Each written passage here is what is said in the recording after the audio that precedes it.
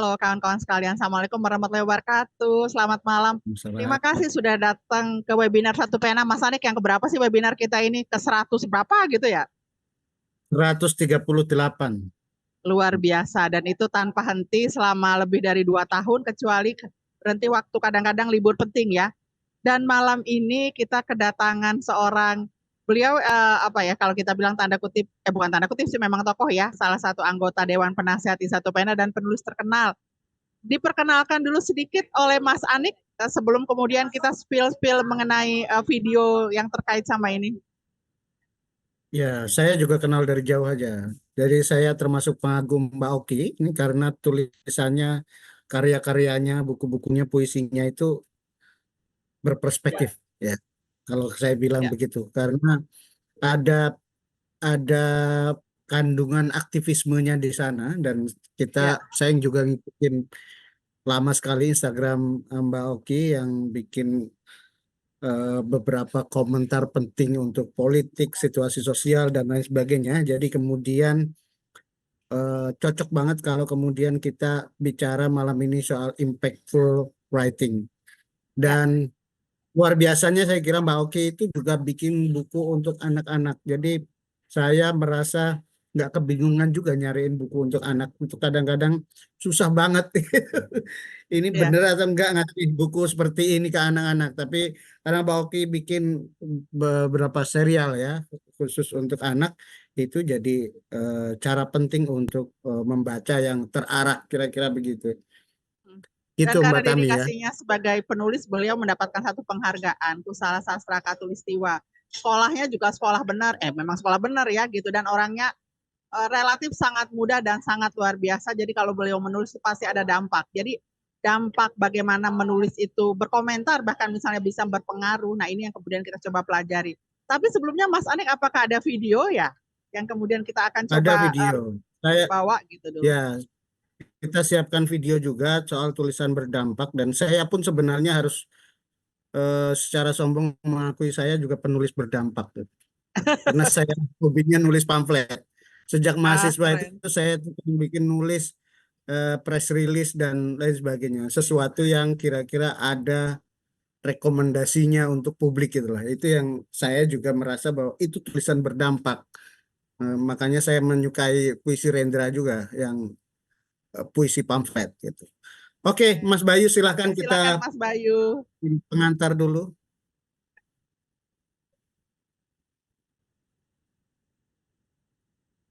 Tibalah selimut kedamaian palsu. Apa guna punya ilmu tinggi kalau hanya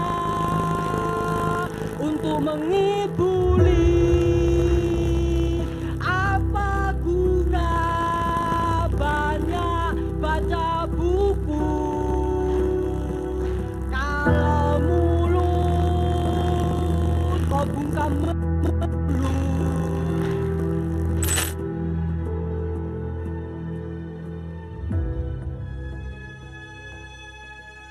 Novel Max Havelaar yang ditulis Multatuli tercatat dalam sejarah sebagai buku pertama yang dengan tajam menelanjangi kekejaman dan kemunafikan praktek kolonialisme di Nusantara semasa kekuasaan pemerintah Hindia Belanda. Sastrawan Pramudia Ananta Tur dalam artikelnya di koran New York Times pada 18 April 1999 menulis bahwa novel Max Havelaar berperan besar dalam membuka pandangan banyak pihak terhadap berbagai penindasan dalam praktek kolonialisme. Karena peran besarnya ini, menurut Pramudia, novel Max Havelaar pantas disebut sebagai buku yang membunuh kolonialisme.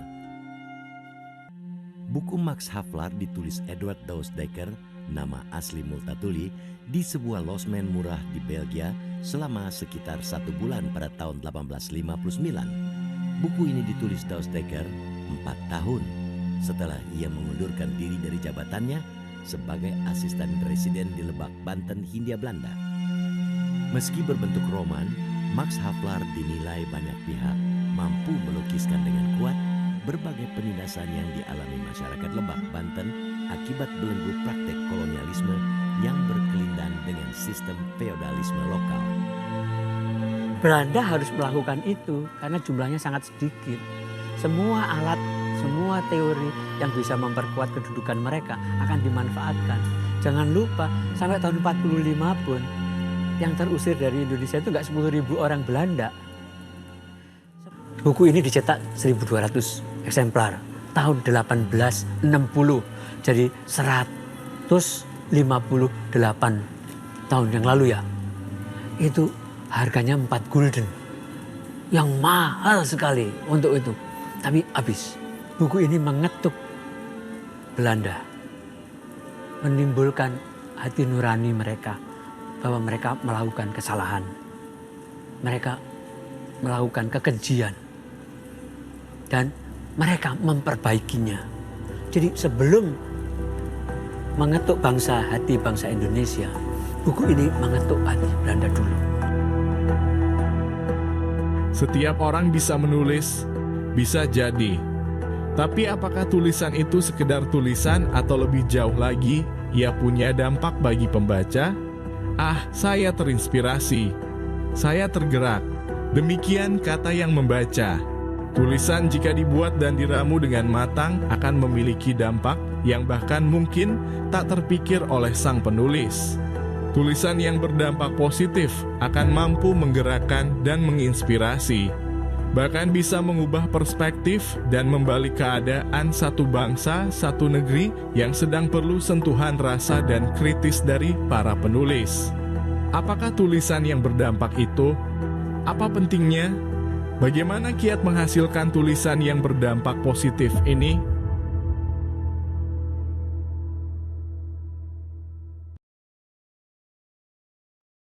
Keren sekali tulisan berdampak positif. Mas Anik gimana? Tadi Ya. sampai ada komentar Pak Eka ya. Iya, ada Jadi, komentar Pak Eka. Kebetulan saya jadi- tadi minta izin Pak Eka juga karena dikutip. Dan itu memang dua contoh ya, Wiji Tukul dan Max Havelaar itu dua karya yang betul-betul terlihat berdampak. Yang satu bahkan berdampak pada hilangnya penulis gitu. Yang kedua itu berdampak sosial yang signifikan pada perubahan Indonesia pada zaman penjajahan.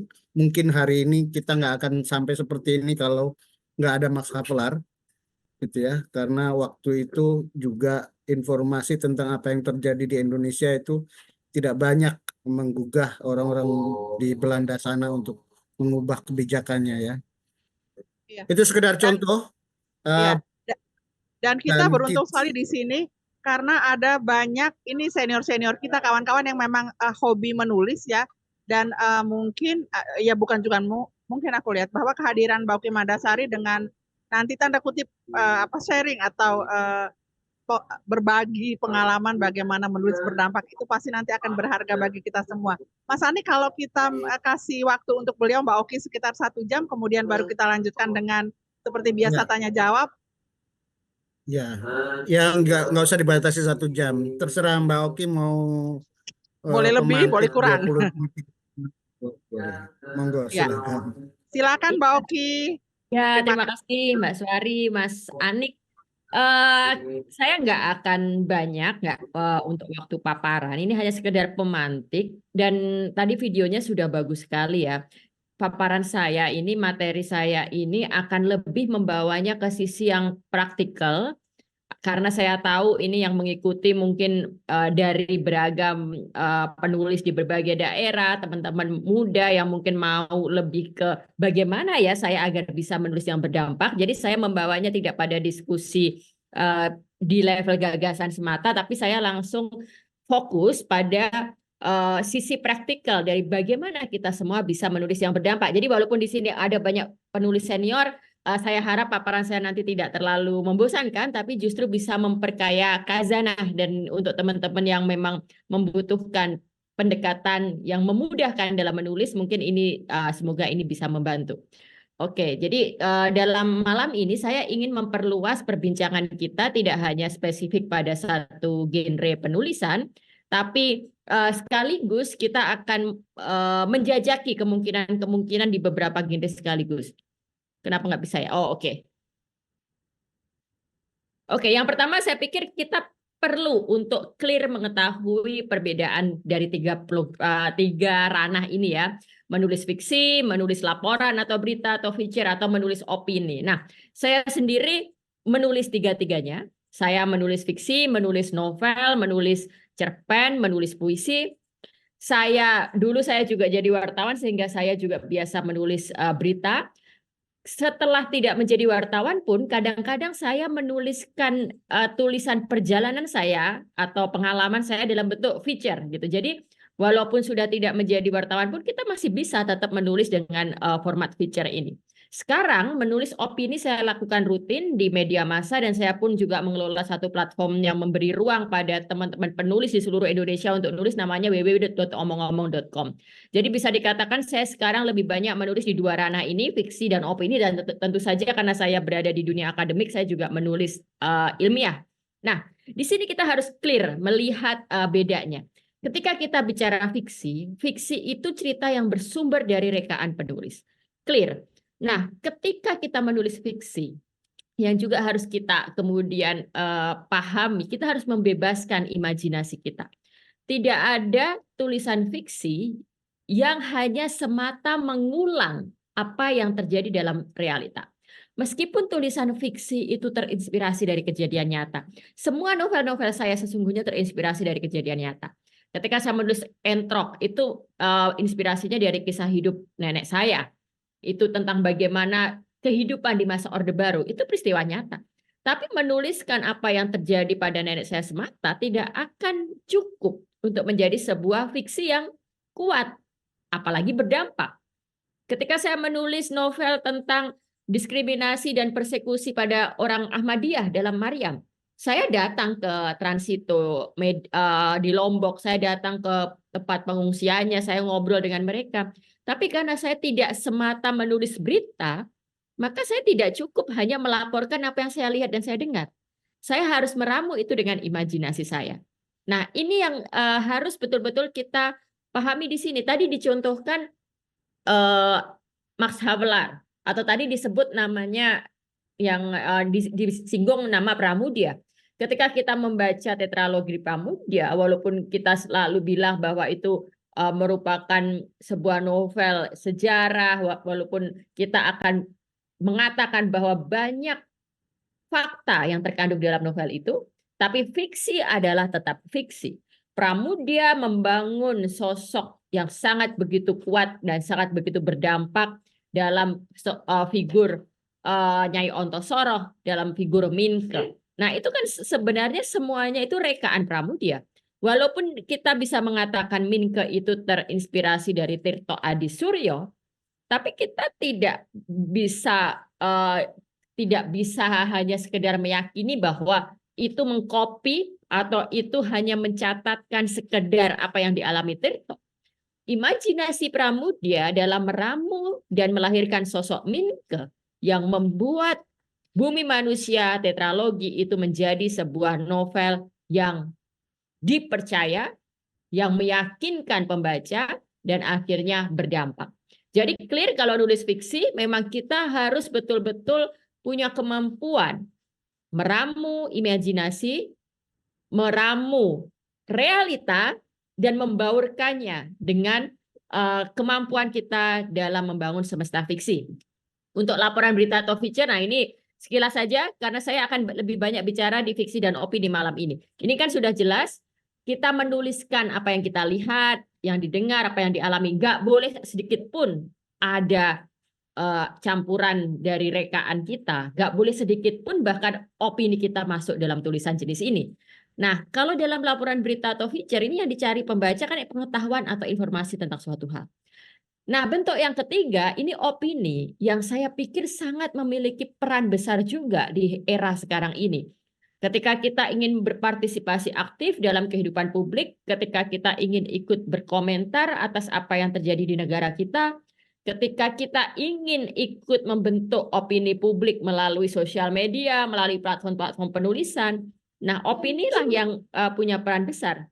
Jadi dalam menulis opini itu sebenarnya kita sedang menawarkan, menunjukkan pendapat, sudut pandang, sikap, kritik, saran, atau tawaran solusi atas suatu permasalahan. Jadi kita nggak akan bisa punya tulisan opini yang kuat dan berdampak ketika tulisan opini itu hanya menguraikan sebuah persoalan.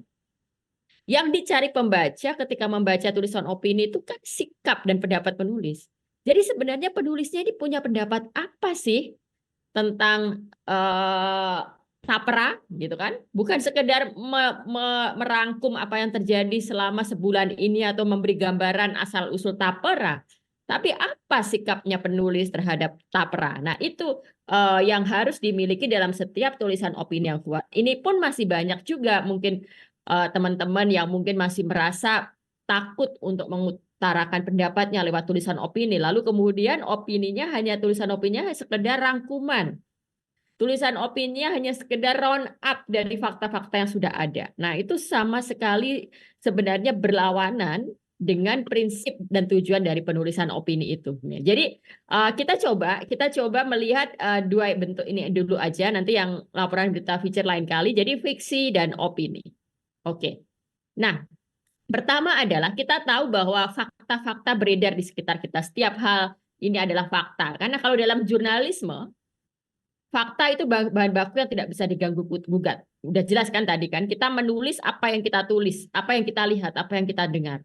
Namun kemudian, gitu kan, kita ketika membawanya ke bentuk tulisan fiksi atau opini, gitu kan, bagaimana kita mengolah dan menyajikan fakta, itu yang akan menentukan seperti apa tulisan kita. Nah, dan itu semua, kemampuan untuk mengolah dan menyajikan fakta itu akan tergantung pada imajinasi, pada kreativitas, pada perspektif, bahkan pada keberpihakan kita.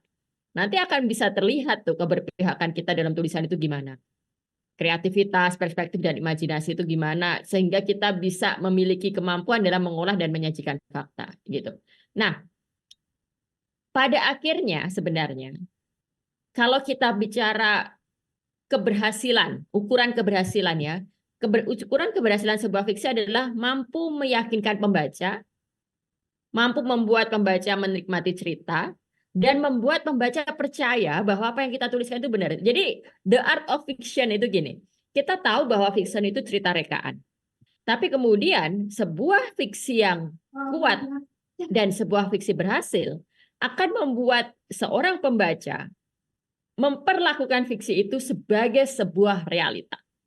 Itu yang terjadi ketika kita baca Max Havelaar atau kita baca novel-novelnya Pramudia.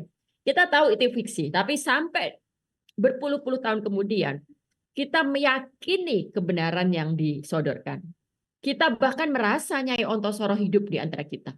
Kita bahkan sibuk juga mencari-cari gitu kan. Max Havelaar itu dulunya yang siapa sih? Orang seperti apa sih gitu. Kita benar-benar merasa mereka adalah figur-figur hidup. Kita betul-betul merasa semua yang disodorkan adalah realita. Itulah puncak keberhasilan fiksi. Bahkan ketika kita beralih ke genre fantasi, ketika teman-teman baca Harry Potter, dan itu ceritanya tentang seorang penyihir, yang jelas kita tahu bahwa ini nggak mungkin ada dalam kehidupan kita, tapi jutaan, bukan cuma anak kecil, jutaan pembaca yang juga orang dewasa bisa merasa Harry Potter benar-benar ada, bisa terpengaruhi, bisa merasa bahwa mereka ditemani oleh Harry Potter, ya itu keberhasilan sebuah fiksi gitu. Jadi nanti tantangan dalam menulis fiksi itu pada akhirnya itu bagaimana kita bisa membuat pembaca percaya pada cerita kita. Nah, sementara tantangan dalam menulis opini adalah mampukah argumentasi kita meyakinkan pembaca? Bisa nggak kita mengatakan kepada pembaca atau meyakinkan pembaca bahwa sikap kita ini memang layak diikuti loh, bahwa memang kebijakan yang kemarin itu salah loh, gitu. Nah, itu kan butuh kemampuan kita dalam menyusun argumentasi. Sebuah opini yang berhasil adalah opini yang bisa meyakinkan pembaca dengan argumentasi kita.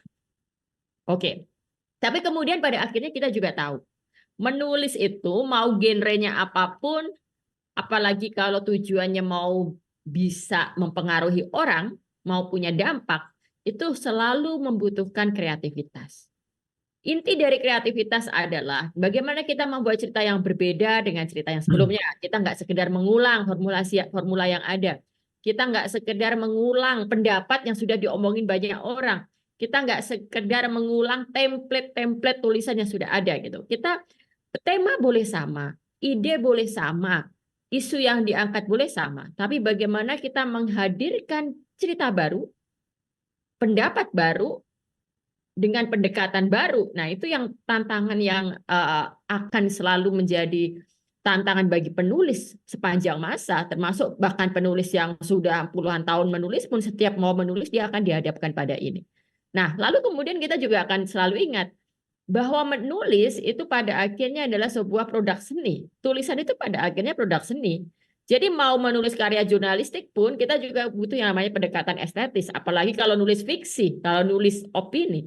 Pendekatan estetis itu nanti tercermin dari cara kita memilih diksi, menyusun kalimat, cara kita dalam membangun komparasi, perbandingan, cara kita dalam approach kita dalam menyampaikan suatu hal dengan daya estetik dan kreativitas kita yang akhirnya juga memberikan bobot berharga untuk meyakinkan pembaca. Nah, jangan salah tafsirkan, salah artikan estetis di sini itu artinya adalah menulis yang penuh dengan bunga-bunga belaka gitu. Atau dianggapnya kalau nulis sastra kemudian dibikin yang sok-sok ruwet gitu kan. Atau sesuatu yang hanya sekedar biar kelihatan sastrawi gitu. Enggak, bukan seperti itu maksudnya gitu. Tapi itu tadi kan keindahan sebuah fiksi ada pada diksi, pilihan diksi, cara mengutarakan kalimatnya, ada pada permainan metaforanya, ada pada ironinya. Cara kita melihat puisi itu kan. Puisi itu kan kenapa sesuatu disebut puisi gitu kan? Karena ada metafora di situ. Dan itu yang kemudian juga membuat orang tahu bedanya ini sebagai sebuah karya seni gitu kan, bagian dari karya seni atau sekedar tulis-tulisan coret-coretan di caption sosial media saja kan gitu.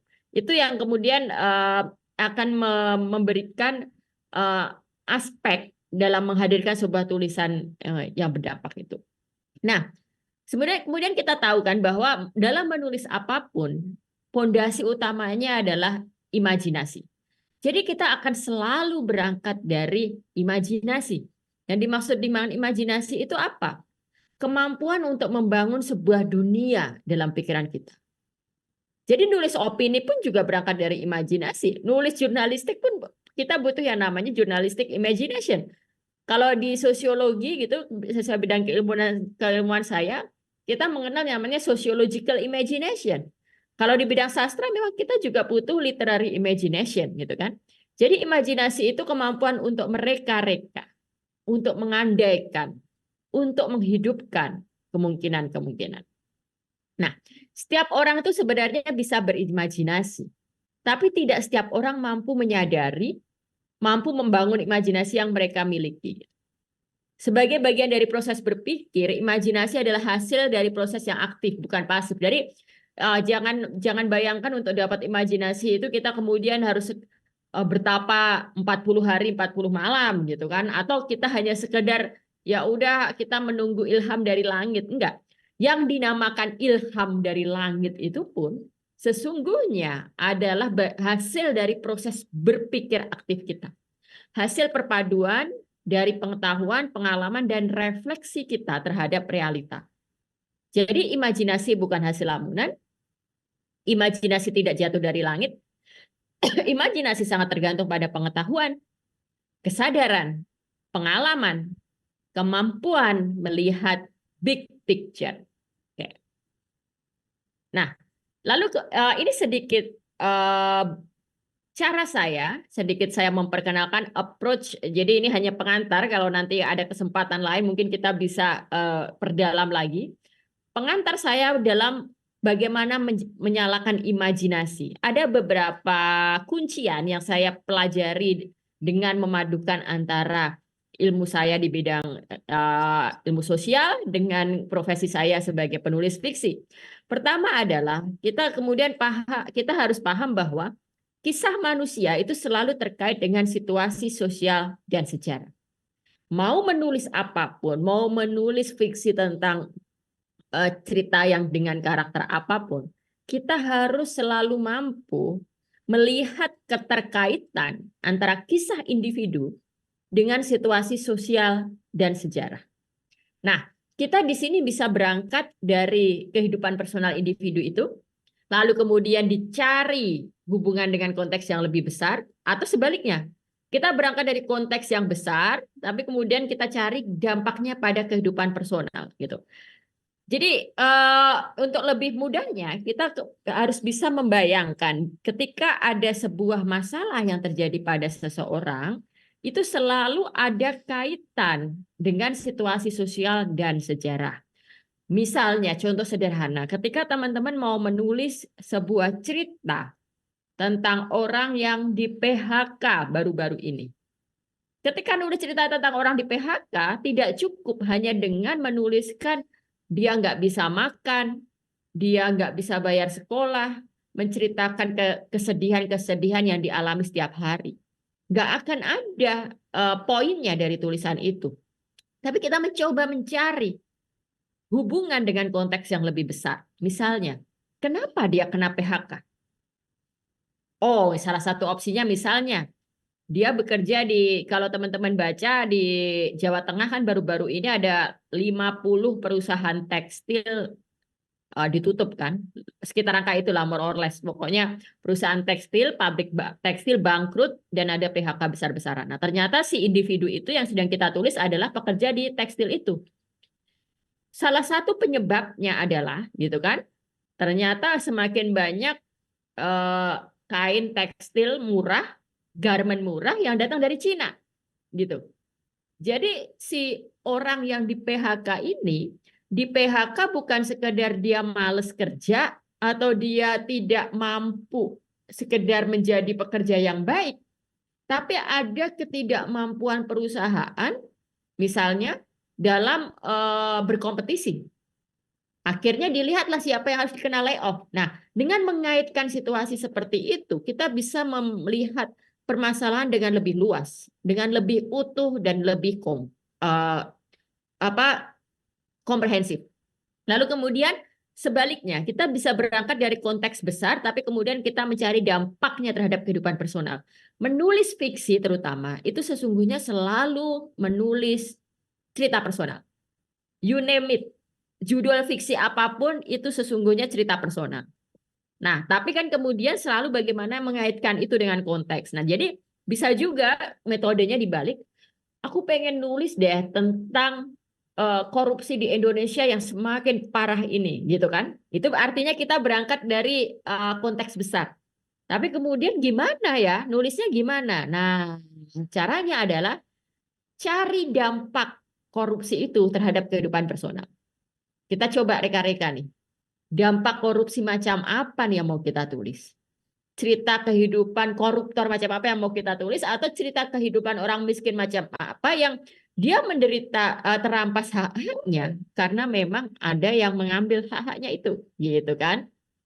Oke, nah jadi ketika membangun imajinasi, kita selalu mencoba menempatkan pertanyaan, kegelisahan, gugatan, pengalaman personal dalam kerangka struktural.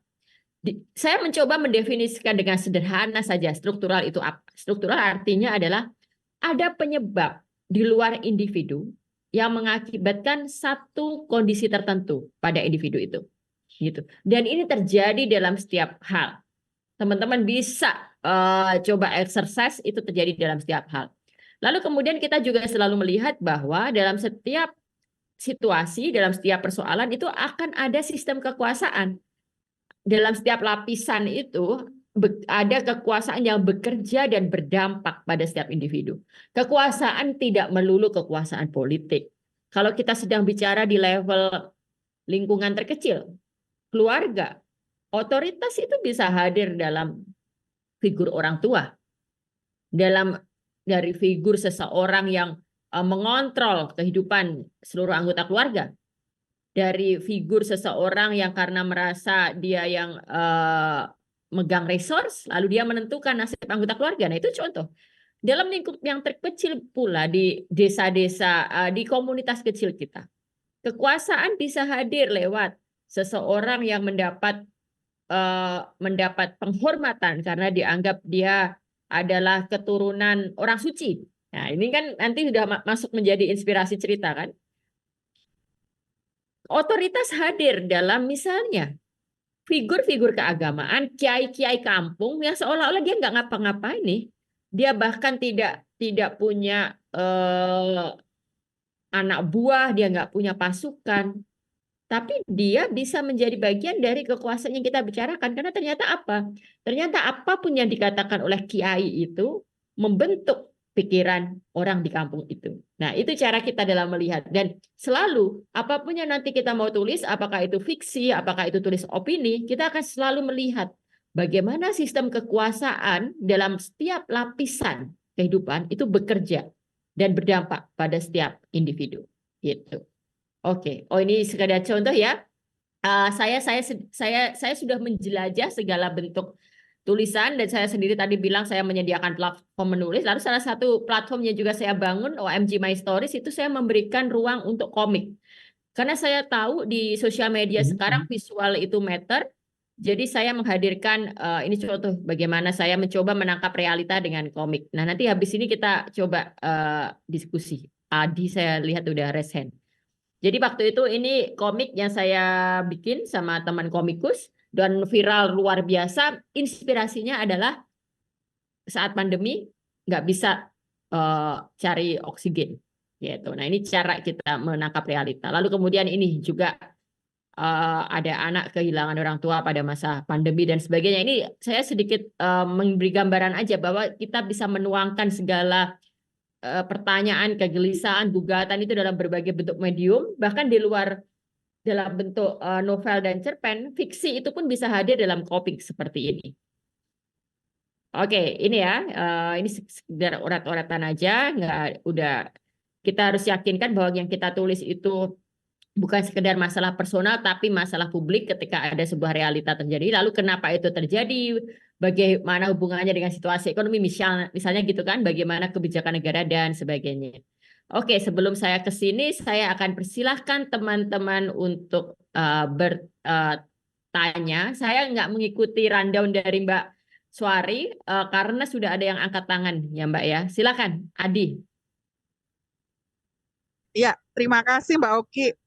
Saya tidak mau mengulang lagi, tapi ternyata untuk berdampak itu ada trik tersendiri yang nggak asal plek gitu. Saya asal mau tulis begini, tapi ternyata juga ada beberapa hal tadi yang udah di-share oleh Mbak Oki. Mas Anik, halo Mas Anik. Ya, ini Ya, Mbak ada sedang yang udah bersuara. raise hand. Ya. Mas Adi Pradana, silahkan. Bolehkah Mas Bayu dibantu untuk unmute? Udah open. Oke, makasih Mbak Tami, Mas Anik, Mbak Oki. Mbak, kalau lihat di KBBI 6 itu fiksi itu masih didefinisikan sebagai sesuatu yang tidak berdasarkan kenyataan, sedangkan fakta itu adalah sesuatu yang benar-benar ada atau terjadi gitu Mbak. Nah, masalahnya adalah ini mungkin aku terinspirasi dari diskusi dengan Mbak Sucen beberapa bulan akhir tahun lalu mungkin. Jadi dalam fiksi itu kadang-kadang ada fakta gitu loh. Kayak peristiwa Mbak kayak di Entrok, kayak di apa namanya di Mariam. apa yang sama dia kok tiba-tiba lupa aku. Mariam itu kan fakta semua itu bahwa ada orang Ahmadiyah yang tersiksa dan segala macamnya, dia terdiskriminasi, kan fakta gitu. Tapi Mbak Oki nulisnya dalam fiksi gitu. Nah, sedangkan kan kita tahu apa namanya terutama dalam rezim otoriter gitu ya, berita-berita yang diangkat tuh kan hayalan semua kadang-kadang Mbak. Ya kan Mbak, kemudian kayak misalnya kayak nggak usah lah di rezim otoriter gitu, berita-berita dalam keseharian misalnya politisi kami berkoalisi demi persatuan nasional membangun bangsa gini-gini, padahal kita tahu di belakangnya udah dia dapat menteri atau udah dia biaya kampanyenya diganti atau segala macam gitu, kita dengar itulah gitu. Jadi itu gimana itu Mbak, kita bisa mendefinisikan ulang bahwa fiksi itu bukan sesuatu yang tidak berasal dari kenyataan, dan kemudian kalau lihat fakta itu juga bukan sesuatu yang benar-benar ada gitu loh. Yang dinamakan sebuah fakta itu juga kadang-kadang banyak yang ngarang juga gitu loh, Mbak. Itu gimana itu, Mbak? Terima kasih. Oke, pertama gini ya, Adi, fiction will be a fiction gitu. Sebuah fiksi akan tetap menjadi fiksi apapun kandungan fakta yang ada di dalamnya. Jadi ketika saya menulis, sebut saya saja novel saya Entrok, ada peristiwa tentang kasus Tanjung Priok di situ. Itu fakta, itu ada tentara masuk ke masjid, lalu kalau teman-teman belajar apa yang terjadi di Tanjung Priok tentu tahulah pada waktu itu apa yang terjadi gitu kan, nembak masjid dan sebagainya itu. Lalu ada pengeboman Borobudur, ada kasus pembunuhan Petrus, itu semua fakta. Ya, tapi fakta yang diolah dalam fiksi itu memang sudah tidak lagi menjadi sebuah fakta. Itu sudah diramu dengan imajinasi, interpretasi seorang penulis. Jadi kita sudah tidak lagi bisa mengatakan bahwa saya dalam Entrok itu saya menulis sejarah. Enggak, saya enggak akan pernah mengatakan bahwa itu teks sejarah. Saya enggak akan pernah mengatakan itu sebuah teks berita atau bahkan itu laporan ilmiah, enggak. Tapi semuanya itu terinspirasi dari kenyataan, ada fakta-fakta yang saya ambil, ada fakta-fakta yang saya pinjam, ada fakta-fakta yang saya dekonstruksi ulang, sehingga semuanya tidak lagi menjadi sebuah fakta historis gitu. Tapi semuanya sudah melebur dalam imajinasi fiksi gitu. Nah, di titik ini, ketika kemudian didefinisikan bahwa fiksi itu sumbernya adalah dari karangan penulis atau rekaan penulis, memang itu betul gitu. Tapi yang harus kita juga garis bawahi, ketika seorang penulis itu mengarang atau mereka sebuah peristiwa, itu pasti mereka butuh pijakan fakta. Mereka butuh pijakan realita sebagai sebuah alat bantu, juga sebagai sebuah cara untuk membangun imajinasi itu. Jadi semua penulis tidak membangun rekaan dari alam kosong, dari pikiran hampa. Enggak, semuanya berpijak dari fakta. Tapi itu makanya, tapi sudah clear bahwa ketika itu sudah masuk ke dalam fiksi, itu tetap akhirnya menjadi sebuah fiksi. Kalaupun tadi menyebut Mbak Suceng Marching gitu, saya waktu itu menulis sedikit kata blurb untuk novel pertamanya itu, dia bisa mengatakan itu semua terinspirasi dari kehidupan pribadinya, itu semua terinspirasi dari kisahnya, tetapi ketika itu ditulis menjadi novel, itu tetap menjadi novel gitu. Nah, sekarang pertanyaan yang kedua, bagaimana kemudian kita menyikapi dengan produk-produk jurnalistik hari ini, berita yang sudah seharusnya itu mendeliver fakta, tapi di era sekarang kita tahu bahwa itu bisa isinya adalah justru karangan, justru isinya adalah kebohongan, isinya tidak berdasar fakta. Nah, itu sesuatu yang totally different dengan fiksi. Nah, ketika saya seorang penulis fiksi, bagaimana saya menyikapi berita-berita itu, saya bisa menyikapinya sebagai bagian dari realita. Saya bisa sebagai bagian realita bahwa di era hari ini ternyata jurnalisme menyebarkan berita kosong dan palsu, atau saya menganggapnya sebagai bagian realita bahwa itu fakta. Ada kejadian seperti itu gitu kan. Jadi kemudian saya olah itu menjadi sebuah fiksi. Tapi kalau arah pertanyaanmu adalah bagaimana in the real world, kita nih sekarang nih di Indonesia tahun 2024 menghadapi berita-berita seperti itu, ya jawabannya nggak ada yang lebih bagus lagi dari sebuah saya mau mengatakan gini bahwa ketika kita menghadapi semakin banyak produk kebohongan, hoax, berita palsu di jurnalistik kita, di koran, di media dan sebagainya, nggak ada cara lain selain kita harus meningkatkan daya kritis kita dalam menyikapi bacaan-bacaan itu. Nah, uniknya gitu kan, atau resepnya, salah satu cara untuk membangun daya kritis itu dengan memperbanyak baca fiksi. Jadi ini mungkin sesuatu yang sifatnya agak normatif. Kamu akan bilang bahwa ya kalau cuma meningkatkan daya kritis juga semua orang udah tahu. Tapi memang nggak ada cara lain. Kita nggak bisa menggantungkan orang untuk menunjuk-nunjuk ini palsu atau nggak palsu. Tapi kita sendiri sebagai seorang pembaca punya kemampuan untuk mencoba melakukan verifikasi, untuk melakukan filter, untuk menyikapi, bahkan mempertanyakan itu. Dan di sini saya pikir kemampuan kita dalam menulis opini itu akhirnya bisa menjadi sebuah penyeimbang berharga di tengah banyaknya berita bohong, berita yang memang sengaja disebarkan untuk membentuk opini-opini tertentu. Gitu Adi, semoga bisa memuaskan kamu jawaban saya ya. Nanti kalau belum kita lanjut lagi. Siap, Iya, terima kasih. Mas Anik, kayaknya ada yang Ya. di chat ya? Iya, mohon tanggapan. Oke.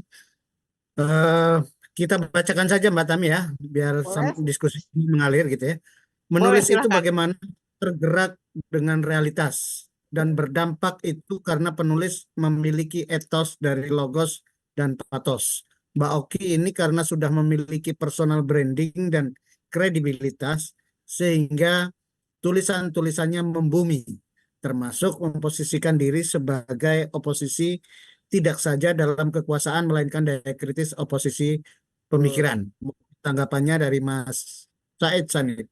Ya, makasih Mas Said. Ini saya senang nih ada keyword personal branding. Kita kalau saya sedang berada di dunia sastra membicarakan sastra ini seolah-olah kan personal branding ini sesuatu yang sangat urusannya marketing banget, urusannya sesuatu yang komersial dan kayak nggak ada gagasan-gagasan kritisnya gitu, nggak ada intelektualismenya gitu. Tapi setelah sekian tahun saya bergelut di dunia ini di bidang penulisan, saya konsisten nulis.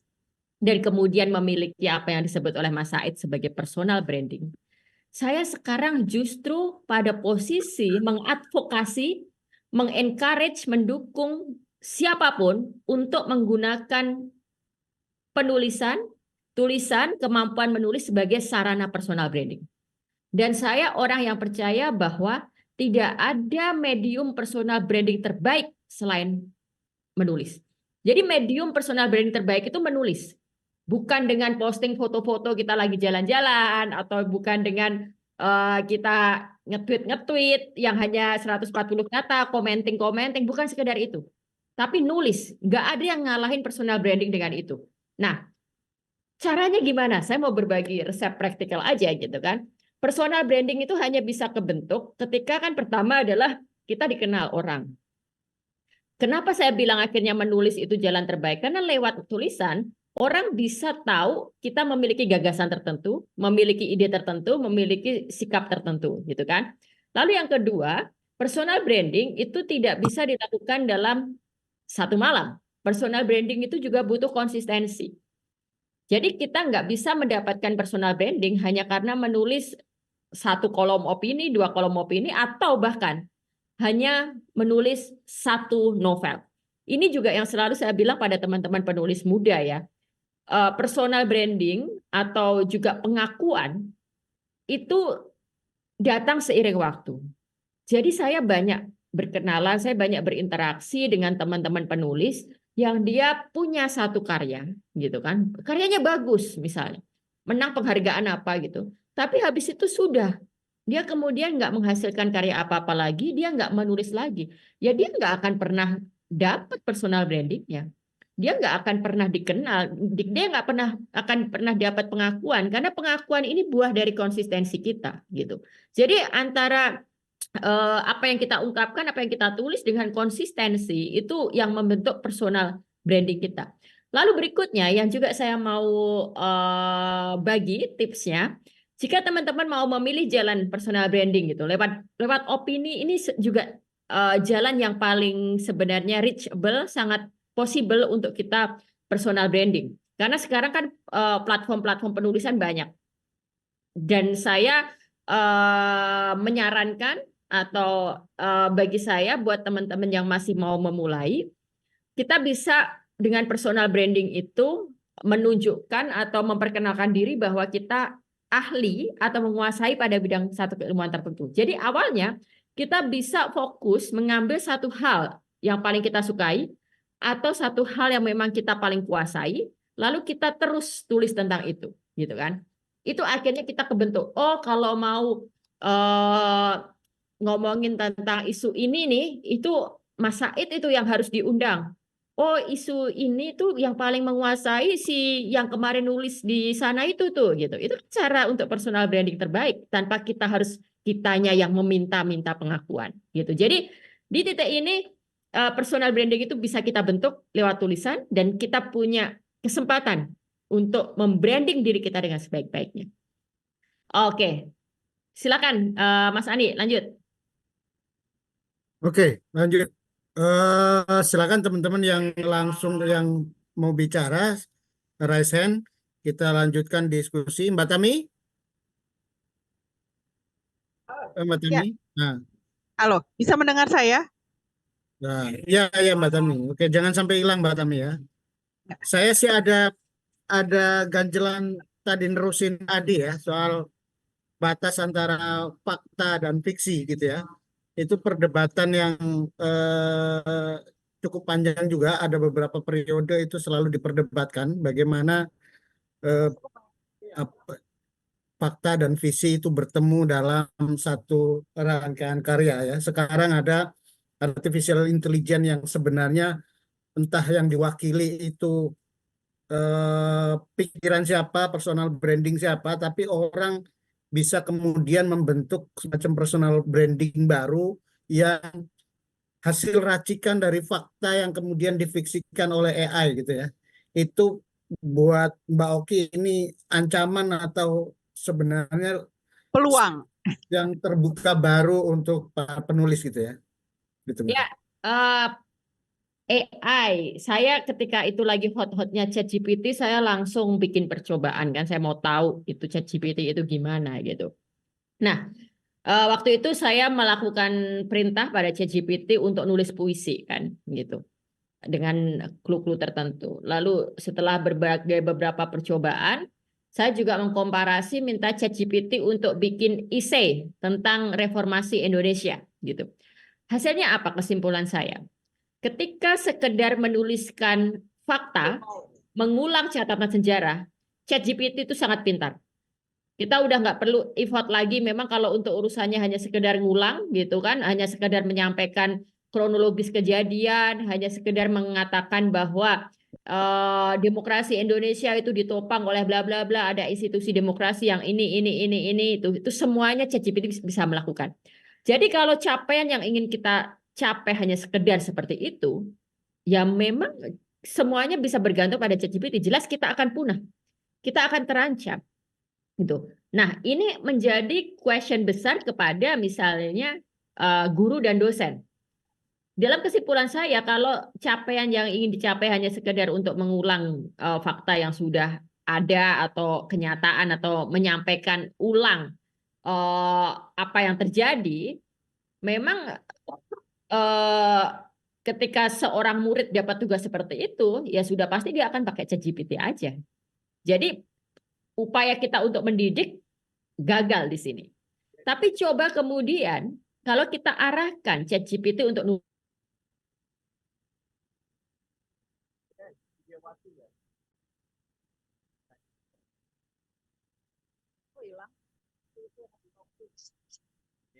Halo,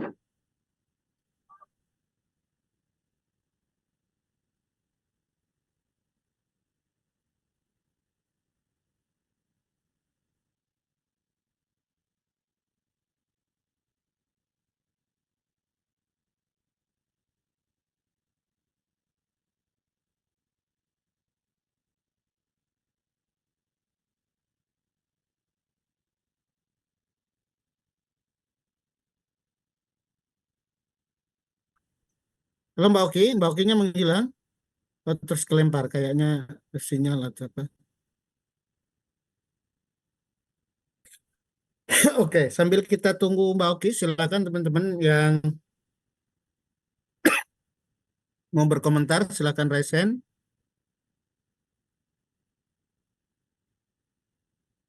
Halo, Halo Mbak, dengarkan suara saya ya? ya dengar tapi ngeblur Yang malah jadi suaranya ya. mendadak saya mati lampu di sini. Oke. Iya, iya. Iya, saya mati lampu. Ya ampun, jadi ini saya sedang berada di negara bagian Indonesia gitu. Saya benar-benar agak. Jadi kan selama ini saya tinggal di Singapura nih teman-teman. Nah, baru-baru beberapa waktu ini saya balik ke Indonesia dan sebenarnya saya struggling sama seringnya mati lampu gitu loh. Ini bukan mati lampu. Jadi ini terpaksa internetnya pakai HP saya. Saya Iya. belum tahu apakah saya bisa nyalain lilin atau lampu, tapi sementara saya lanjut aja dulu ya. Jadi coba ada Oke, nyari. lanjut. Oke, jadi ChatGPT kalau hanya sekedar untuk menuliskan tugas yang isinya mengulang fakta itu paling pintar. Jadi kita akan kalah kalau itu tujuannya itu. Tapi coba tantang ChatGPT untuk nulis puisi. Wah, gak ada apa-apanya dibanding para penyair kita. Puisi yang ditulis ChatGPT jelek sekali gitu. Karena dia hanya sekedar mengulang dari input-input yang sudah ada kan. Dia hanya sekedar mengulang, menjahit gitu kan. Nggak ada upaya kebaruan dari situ. Nggak ada temuan-temuan baru. Nggak ada juga karena ChatGPT itu tidak punya emosi, tidak punya rasa, ya dia gagal dalam menulis sastra. Itu kesimpulan saya. Ketika juga kita mengarahkan ChatGPT untuk memberi pandangan kritis, ChatGPT nggak bisa. Dia menolak. Jadi makanya kalau kita mau mengalahkan era ChatGPT, maka kita harus fokus kita pada bagaimana menantang kreativitas, menantang kebaruan, dan menantang berpikir kritis. Jangan kepada para dosen dan kepada guru, jangan memerintahkan student murid-muridnya hanya untuk menulis merangkum, karena itu semua bisa dilakukan di ChatGPT. Arahkan mereka untuk memberi pendapat kritis. Itu sesuatu yang tidak bisa diganggu gugat oleh ChatGPT. Itu Mas Ani kira-kira. Jadi kalau dari sisi kepenyairan masih banyak peluang Mas Ani dari sisi tulisan fiksi dan gitu. Oke. Sebelum ini kayaknya kamera Mbak Oki di blur ya, Iya. backgroundnya blur, jadi mungkin di off kan blurnya gitu ya. Oke, kita. Dan aku tadi juga aku mau nanya kalau belum ada yang nanya. Mbak, saya mau meneruskan itu sedikit, Mbak. Oh boleh, ini kita rebutan Mbak Oki saya ini. Saya juga uji coba sebenarnya Mbak Oki ya, ChatGPT dan sekarang ada Copilot. Sebenarnya meskipun pada taraf yang jelek, tapi saya kok merasa AI ini udah berhasil masuk ke ranah imajinasi. Jadi sesuatu yang entah dia bagaimana cara menggabungkannya, tapi ketika disuruh bikin puisi itu sudah ada metafora, udah ada beberapa hal yang sebenarnya ini untuk ukuran berpikir logis ini masuknya ke imajinasi gitu Mbak Oki. Saya kok berpikir suatu saat kita kalah tetap sama AI gitu ya. Ketika algoritmanya semakin lengkap, berpikir kritis atau imajinasi mungkin akan terlampaui juga gitu ya. Oke. Adi mau merespon atau Mbak Tami dulu? Adi dulu deh, karena dia partisipan. Iya. Silahkan Mas Adi. Iya, kalau soal ChatGPT aku mau sharing dulu pernah nyoba tanya kritik sastra ya. Aku lupa detailnya. Aku coba nanya apa namanya bagaimana kritik Anda terhadap Oki Madasari. Iya Mbak, aku pernah nyobain ChatGPT buat kritik sastra ya. Aku nyobain bagaimana tanggapan Anda terhadap Oki Madasari, Nirwan Dewanto, kemudian Avianti Arman tuh masih jelek Mbak gitu, masih dalam hati ya elah gue aja nggak paham sastra mungkin bisa lebih lumayan ngomong kayak gitu dalam arti gitu Mbak. Terus yang kedua ini Mbak tadi ya mungkin ini persoalan klasik ya Mbak ya, tapi apakah nulis itu harus punya tujuan gitu loh, Mbak? Kalau kita bisa menulis dengan logis, dengan imajinatif, dengan fakta-fakta yang apa ya, yang kalau dengan fakta-fakta yang berbobot gitu, apa dengan punya pikiran tertentu gitu, nulis aja gitu, tanpa tendensi apapun, dampak itu aku yakin pasti akan terjadi gitu. Kalau punya tendensi tertentu malah kelihatan nanti apa ya, hasrat apa ya, aku mungkin nggak terlalu pandai buat memformulasikan ya, tapi kadang-kadang terutama pada penulis fiksi, Mbak, pada penulis fiksi itu kalau kalau dia terlalu berhasrat untuk menyampaikan sesuatu gitu, itu kelihatan sekali apa namanya, kerasa sekali nafsu berkhotbahnya itu, jadi fiksinya fiksinya kurang nikmat gitu, Mbak, dibaca. Thank you. Oke, Adi. Silakan Mbak Oki sebelum Mbak Tami nanti. Ya, thank you Adi. Eh, ya, saya tanggapin yang bagian belakang ya, karena tadi kalau cuma soal ChatGPT sudah sangat jelas gitu. Kalau Adi tadi memberi contoh kritik sastra, ya pasti nggak mampu, karena kritik sastra itu kan pada intinya adalah pendapat kamu, pembacaan kamu gitu kan. Nah, tapi saya mau nanggapin yang karya sastra yang mungkin kurang dalam menyampaikan fakta dan pesan, karena si penulisnya tidak itu. Ini yang selalu saya wanti-wanti juga kayak kelas saya dalam penulisan fiksi, terus tersampaikan lewat dialog.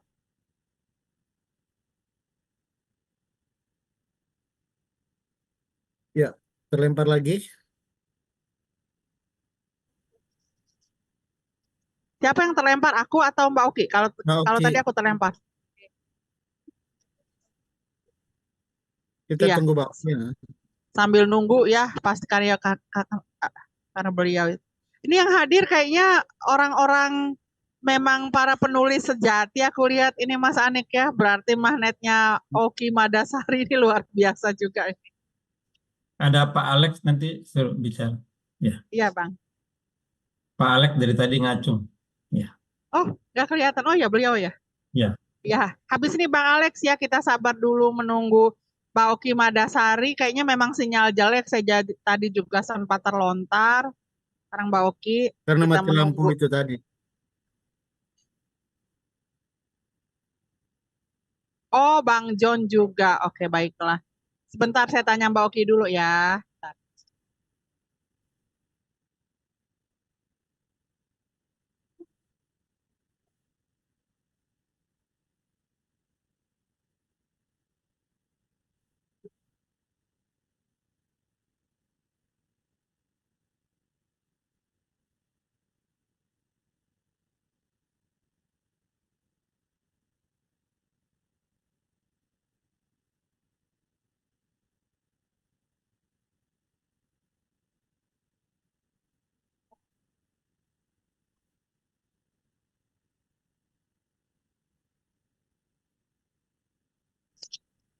Iya, beliau saya coba japri centang satu. Oke, kalau gitu ini aja kali ya, kita saling berbagi aja sambil menunggu Mbak Oki masuk ya. Ini kan ada Bang Alex, kemudian siapa lagi tuh? Mas Ani, kita mau mulai dari yang mana? Jadi kita diskusi antar kita dulu, ini kan karena para penulis semua ya. Bagaimana penulis yang berhasil memberikan dampak. Bang Alex, apakah Itu berkenan? nggak nyaman nggak direspon sama Mbak Oki. Bentar, karena Mbak Ya. Oki belum masuk dan masih centang satu beliaunya. Ya kayaknya mati lampu, terus kemudian tadi pakai handphone, terus handphonenya habis baterai. Oh oke, kita coba Begitulah dulu ya. negeri Konoha. Negeri Konoha. Aku kepikir tuh gimana ya kalau misalnya tiba-tiba kita pengen menulis berdampak, terus kita udah usaha nulis tuh dengan cara itu, tapi kemudian orang lihat tulisan kita, biasa-biasa aja gitu. Nah itu nanti yang aku mau tanya sama Mbak Oki. Oh ya, beliau udah ini, bentar Mbak terpental, tolong tunggu sebentar. Oke, aku jawab dulu ya Mbak Oki-nya sebentar.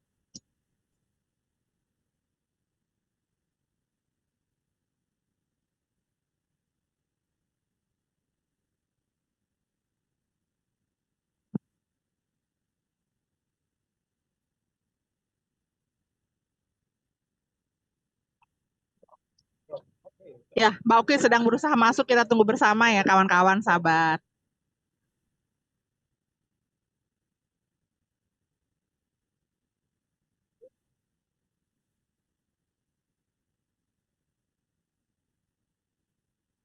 Ada yang mengusulkan kita sharing, tapi kita mau menghormati Mbak Oki dulu ya. Jadi kita tunggu, tapi saya mau menyapa nih kawan-kawan di sini dulu, karena tadi belum sempat menyapa. Di sini ada, saya tahu nih ada banyak penulis nih. Ada Mas Rihandoyo, ada Bang Satrio Aris Munandar, kemudian Mbak Anita, Prof. Nina Nurmala, Bang Ihsan, siapa lagi ini? Mas Irfan juga nih biasa menulis, Mas Anto juga, Mbak Svisi Fitriani, Bu Eni Sumarti. Udah ada beliau. Ya. Mbak Oki mau meneruskan yang tadi atau kita lanjut ke komentator berikutnya? Sepertinya tadi Mbak Oki belum selesai. Mbak Oki, apakah sudah bisa pantau kita?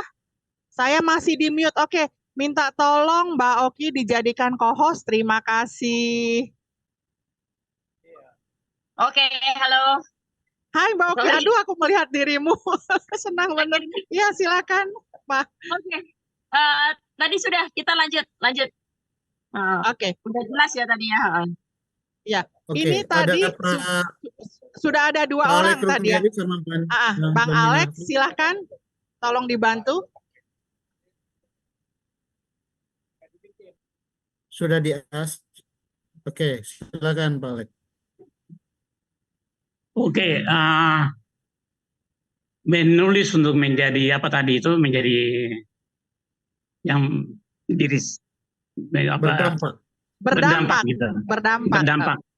Nah, jadi saya memang dua tipe saya. Satu itu menulis yang saya berusaha sekali untuk memang berdampak, yaitu pembangunan di Papua ya.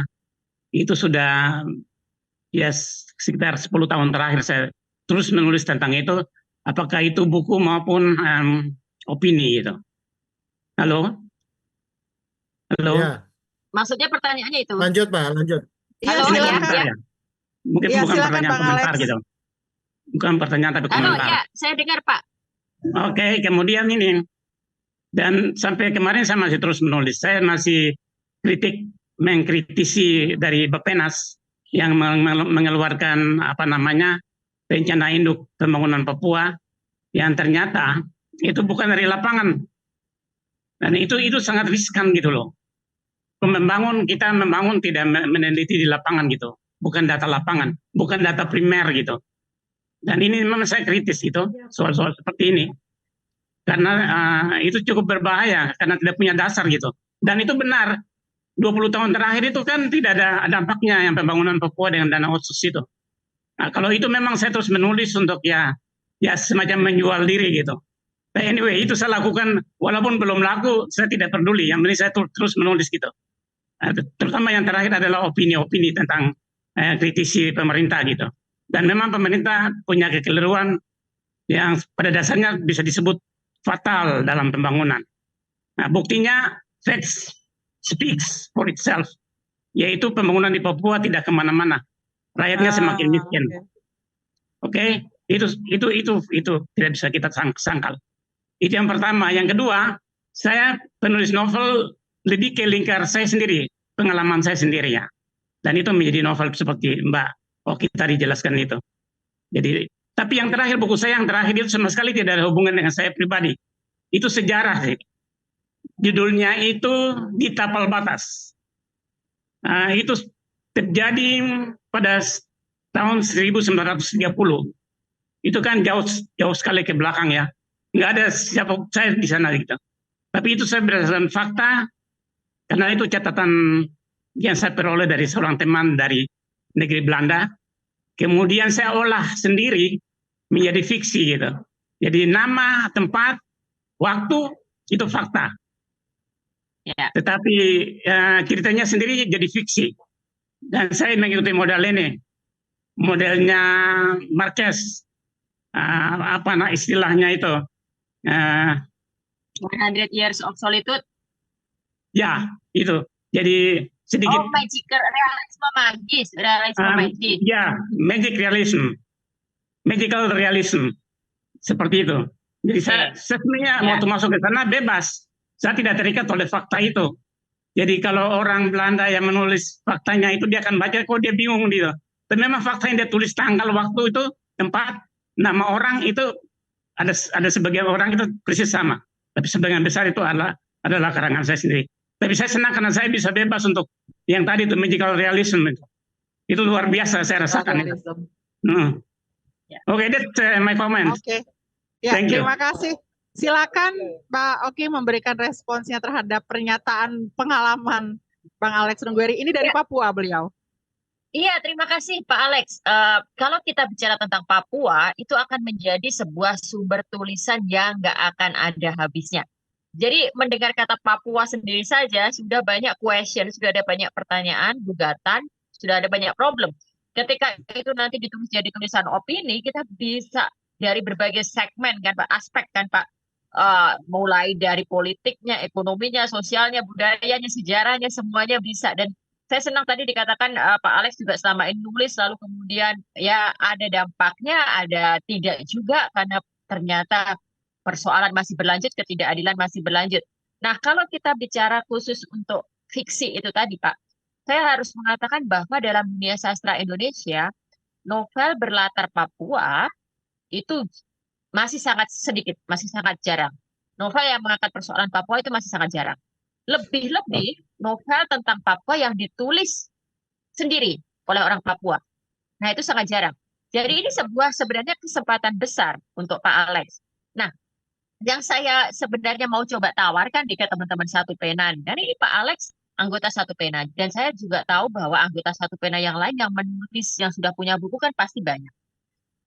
Pertanyaan besar setelah kita selesai menulis satu buku adalah bagaimana sih sebenarnya respon orang terhadap buku itu? Bagaimana sih sebenarnya pendapat orang atas buku itu? Kita nggak mau dong buku hanya kita sendiri yang baca gitu. Salah satu cara itu sebenarnya yang perlu untuk dilakukan oleh Satu Pena, membuat sebuah tradisi di mana ketika ada anggota yang menulis buku, kita bikin ada anggota lain yang menulis opini, menulis review, kritik tentang buku itu. Lalu disebarkan lewat platform-platform arus utama. Saya harus mencontohkan media saya ya, omong-omong.com itu. Itu di usia yang baru beberapa tahun ini, omong-omong itu sudah berhasil membentuk segmen pembaca sendiri. Jadi saya punya banyak pembaca di omong-omong, banyak penulis-penulis juga lahir di omong-omong, karena kami sudah berhasil membentuk segmen pembaca.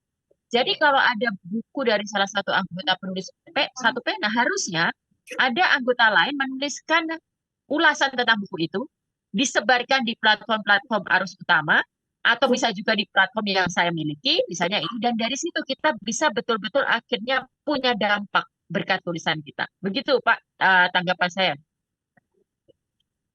Silakan Mbak Suari. Iya, pengen komentar karena kebetulan ini ya, yang ini kan Mbak Oki kan beliau Dewan Penasehat ya, dan saya salah satu pengurus inti di Satu Pena. Ini sesuatu yang nanti akan kita jadikan satu tradisi dan bagus betul. Meskipun sudah dimulai Mbak, misalnya ada buku saya itu kemarin ya, sama yang buku Buya, soal Buya Safi Ma'arif itu saya edit, itu ada beberapa kawan yang mengulas itu, memang meresensi, tapi memang belum jadi tradisi kita. Nah, ini satu masukan dan saya pikir akan saya edit. Mbak Oki, makasih banget. Ini ada Bang John Minofri. Bang John Minofri ini juga seorang aktivis sejati Satu Pena. Silakan Bang John. Terima kasih Tami. Selamat malam Mbak Oki. Saya punya dua pertanyaan. Pertanyaan pertama sebenarnya hampir terjawab barusan ya. Materi Mbak Oki tadi saya dengarkan ya, itu kayaknya baru sampai proses produksi ya. Jadi kalau ibarat pabrik, bikin mobil masih di dalam pabrik tuh, mobilnya belum dijual gitu ya. Nah, kalau belum dijual, bagaimana akan berdampak tulisan tersebut? Pertanyaan saya adalah, bagaimana itu caranya agar tulisan yang kita buat itu sampai ke segmen yang kita tuju? Indonesia ini kan luas banget. Kalau misalnya Singapura kan, ya kata Gus Dur dikencingin aja banjir itu kan ya. Jadi kita lebih gampang mendistribusikannya. Kalau di Indonesia itu luas sekali. Misalnya saudara kita di pedalaman Kalimantan atau Papua menulis novel atau menulis apa, dia pengen berdampak gitu ya. Sementara di sana fasilitasnya sedikit. Apalagi sekarang ada surat kabar, cuma kan fungsinya tidak sedahsyat dulu ya. Kalau dulu kita tulis di Kompas, itu pasti berdampak tuh tulisan. Kalau sekarang media massa itu sudah udah dying barangkali ya. Kita perlu usaha baru. Sebagian tadi Mbak Uki sudah sebut, kalau kita bikin karya ya Mbok ya di resensi, di review, di satu pena gitu. Oke, nah yang kedua ya, saya ingin bertanya soal novel fiksi. Saya dulu nonton film itu Cassandra Crossing tahun 1976, film itu diperankan oleh Richard Harris dan Sophia Loren ya. Di situ digambarkan Sophia Loren adalah penulis. Sedangkan Richard Harris perannya adalah sebagai mantan suami, mereka bercerai. Lalu Sophia Loren itu menulis novel tentang Richard Harris. Nama perannya saya lupa ya sebagai apa gitu. Cuma diperankan oleh Richard Harris dan Sophia Loren. Nah, yang jadi persoalan dalam novel itu fiksi. Di sana dianggap fiksi. Si Sophia Loren itu menulis tentang Richard Harris dengan nama sebenarnya seperti biografi, tapi faktanya dia ngarang ya, yang menjelek-jelekan si Richard Harris. Nah, itu buruk sekali citranya dalam novel itu. Tapi Richard Harris santai aja, dia bilang itu kan novel, dia bilang gitu kan. Nah, sekarang saya bertanya kalau dikaitkan dengan di Indonesia ya, apakah ya kalau misalnya kita nih menulis ya, tentang tokoh besar, misalnya seorang ulama lah ya, ulama sangat terkenal, saya nggak usah sebutkan namanya jadi berabe nanti kan. Tapi ini fiksi ya, kita nulis fiksi bentuk novel, namanya adalah nama sebenarnya dari ulama itu, data-data lainnya adalah data sebenarnya, tapi kita tambahkan bahwa dia punya karakter yang berbeda, yang buruk lah ya, antagonis ya. Misalnya dia suka memperkosa, kemudian punya geng perampok, tapi di luar itu dia baik-baik aja gitu kan. Dalam kenyataannya si ulama sih orang-orang baik aja ya, nggak ada begitu, nggak ada jahat-jahatnya gitu. Tapi kita bikin fiksi, sekali lagi novelnya fiksi ya. Jadi kita bikin fiksi cerita dia dengan memasukkan karakter tambahan bahwa dia sebenarnya penjahat ya, yang berlindung di balik pakaiannya, di balik agamanya begitu. Apakah di Indonesia itu bisa diterima novel semacam itu? Sekali lagi saya tekankan, namanya nama sebenarnya ya, identitas yang lainnya sebenarnya lahirnya, umurnya, alamatnya dan lain-lain adalah sebenarnya gitu. Terima kasih. Ya, terima kasih. Wah, ini pertanyaan menarik. Kita langsung konkret aja gini. Misalnya sebuah buku disebut ini adalah biografinya Hamka. Kita menyebut gitu, atau kita menyebut ini adalah sebuah buku yang menceritakan kisah kehidupan Hamka. Lalu ternyata di dalamnya kita menuliskan sesuatu yang bukan sekedar interpretasi atau perbedaan versi, tapi sesuatu yang nggak benar. Misalnya di situ diceritakan Hamka membunuh orang, gitu. Nah, di titik ini menurut saya orang yang merasa dirugikan dengan bagian itu, apakah itu keluarga atau pihak-pihak tertentu gitu, bisa untuk menuntut dengan pasal hukum. Karena jelas-jelas ini disebut merefer ke orang tertentu. Gitu. Namun, jika kita menulis sebuah novel tentang kisah seorang ulama yang lahir dan hidup di Maninjau, lalu dia begitu besar pengaruhnya di Indonesia, bahkan dia pernah menjadi ketua organisasi besar, tapi kemudian namanya kita bedakan. Nah, itu sepenuhnya totally fiction. Nggak ada yang bisa menuntut kita secara hukum. Walaupun nanti ada yang marah kadang-kadang bahwa merasa tersinggung apa-apa, tapi kita terlindung di sini. kita benar-benar menulis fiksi. Jadi kita sendiri harus bisa membedakan. Tapi kalau kita sendiri mengatakan bahwa ini adalah sebuah buku tentang masa kehidupan si X, lalu kita sengaja untuk menambah-nambahi informasi tertentu yang totally bohong, ya itu memang nggak bisa menurut saya. Kita siap-siap aja untuk dituntut. Meski demikian, di sisi lain, nah saya mau mengatakan ini, ketika kita mau melihat dari kacamata kritis sebagai seorang pembaca nih, bukan sebagai seorang pembuat, bahwasannya semua buku biografi itu pasti mengandung unsur dramatisasi. Nah, tapi kalau sifatnya hanya sekedar dramatisasi atau reinterpretasi atau perbedaan bahwa enggak deh kayaknya temennya bukan 3 deh tapi 5. Nah, kayak gitu itu sesuatu yang masih acceptable di Indonesia. Kita bisa misalnya di sini saya nggak tahu apakah Akmal Nasari Basar itu anggota satu pena kan? Dia kan pernah membuat buku yang judulnya Bintang-Bintang itu kan Bang Akmal kan yang terinspirasi dari yang merupakan novelisasi dari kisah hidup Abu Rizal Bakri. Betul nggak? Ada nanti cek gitu kan? Itu kan jelas novelisasi. Jadi sebenarnya itu penuh dengan dramatisasi, penuh dengan unsur aku mau ditonjolkan di bagian ini, ini kejelekanku yang ini jangan deh gitu. Pasti ada unsur gitu. Semua biografi yang memang dipesan oleh si orang yang ditulis pasti ada unsur-unsur gitu. Nah, kita mungkin bisa melihat lebih sesuatu yang lebih seimbang gitu kalau sesuatu ditulis berdasarkan mungkin dengan mengikuti prinsip metodologi sejarah, penulisan sejarah. Artinya di situ ada cross check fakta lah, ada betul-betul pengakuan bahwa menurut si A yang ikut 3 orang, tapi menurut si B ada 5 orang yang waktu itu hadir. Nah, artinya kita tulis begitu kan kalau penulisan dalam buku sejarah yang beneran gitu kan. Tapi kalau dalam penulisan biografi sebenarnya kita secara kritis bisa melihat semuanya penuh dengan dramatisasi, penuh dengan unsur-unsur fiksi yang memang bertujuan untuk sesuai dengan citra macam apa yang diinginkan oleh orang yang ditulis gitu. Mudah-mudahan bisa menjawab tadi pertanyaannya, Bang. Oke, lanjut silakan, Mas. Lanjut Bang Mas Elza, Elza. ada Bang Elza silahkan. Ya, oke. Tulisan berdampak itu kan tulisan yang bagus ya. Mungkin dia diangkat dari satu fakta dengan pendekatan yang akademik, lalu memberi perspektif yang baru terhadap masyarakat. Jadi dia agak serius. Jadi tulisan berdampak itu adalah tulisan yang berat. Nah, masyarakat kita itu kan tidak suka tulisan yang berat-berat.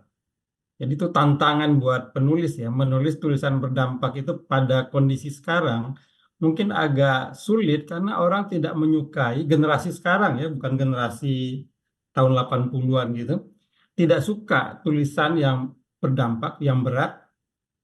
Di atas 4 halaman aja generasi sekarang tuh agak males untuk membacanya.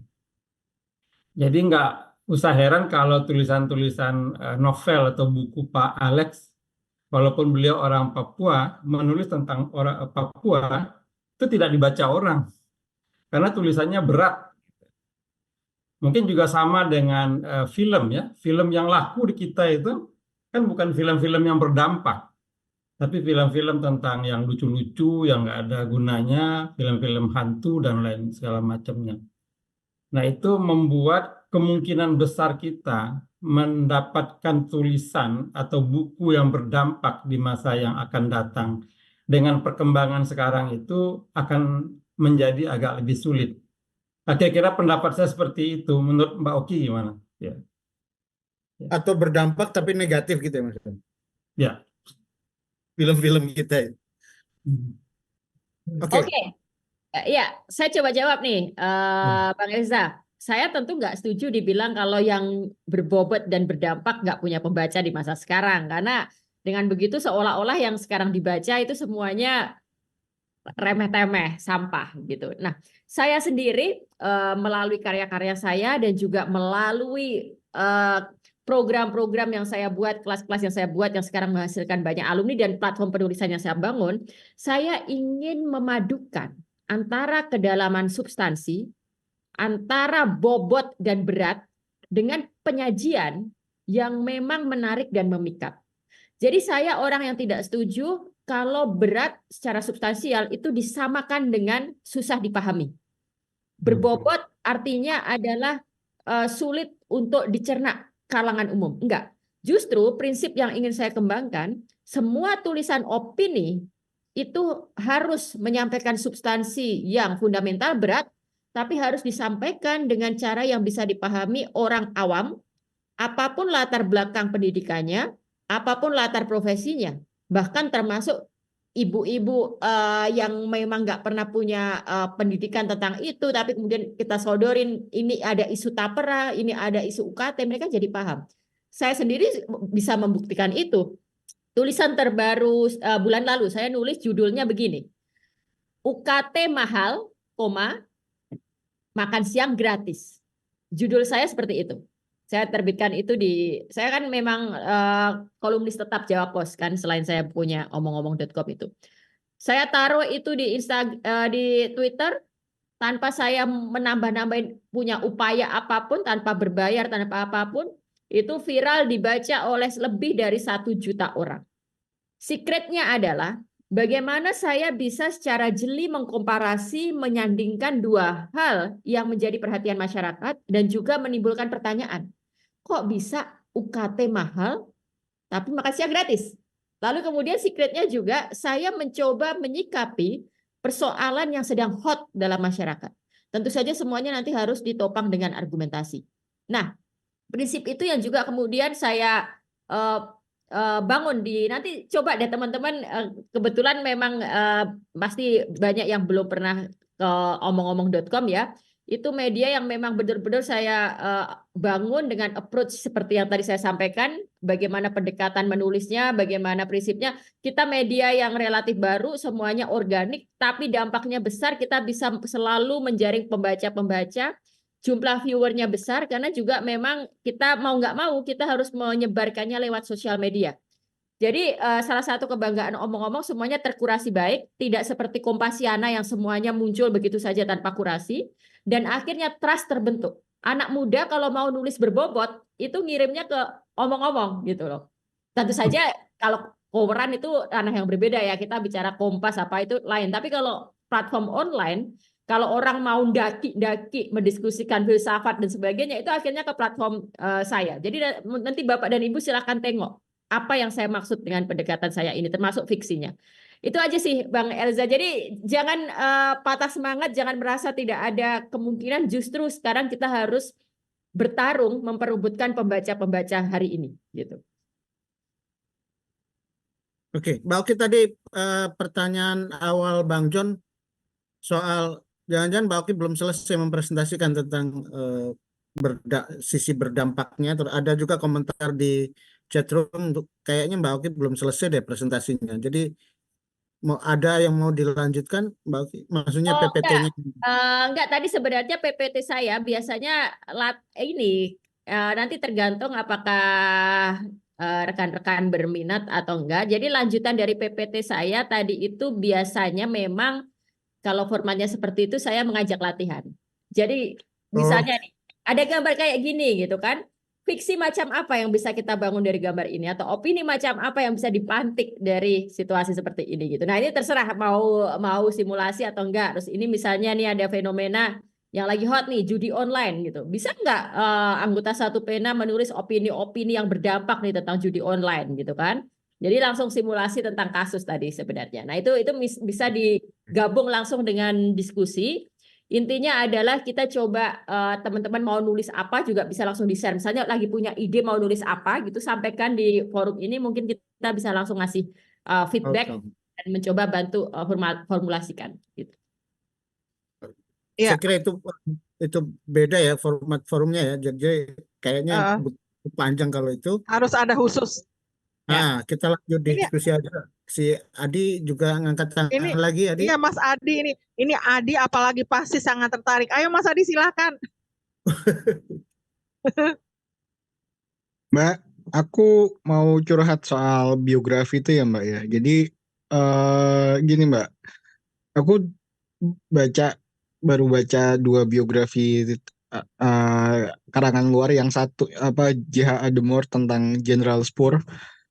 Kemudian yang kedua biografi Sultan tulisan disertasi John Monfils di NUS itu biografi Sultan HB9 itu dua-duanya itu biografi tapi ditulis dengan kering ya, maksudnya dengan kering tapi enak dibaca gitu Mbak. Sedangkan biografi mohon maaf, biografi yang ditulis oleh penulis Indonesia yang aku tahu itu ya benar kayak Mbak Oki tadi, aspek dramatisasinya tuh banyak gitu, dan kadang-kadang